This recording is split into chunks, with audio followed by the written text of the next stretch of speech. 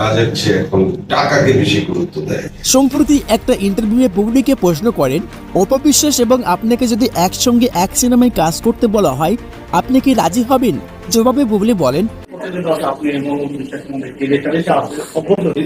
তো সেই জায়গায় যদি একসাথে কাজের অফার আছে, এটা হয় কি ভাইয়া, যখন আমরা শিল্পীরা যখন একসাথে কাজ করি তখন কিন্তু আমাদের মধ্যে কিছু থাকে না। এটা হয়তো বা বাইরে থেকে অনেক মানুষ অনেক কিছু চিন্তা করে, এমনও হয় যে আমাদের কারোর সাথে কারো দেখাও হয়নি, এটাও কিন্তু।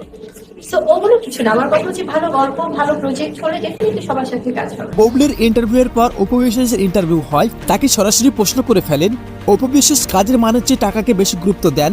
এমন প্রশ্ন বলে অপবিশ্বাস রেগে গিয়ে বলেন, হ্যাঁ, কথাটা একদম ঠিক বলেছে। আমি টাকার কথাটা আমি এই জন্যই অ্যাপ্রিসিয়েট করবো আপনার কথা, কারণ প্রত্যেকটা মানুষই তার পরিশ্রম করে পারিশ্রমিকের জন্য।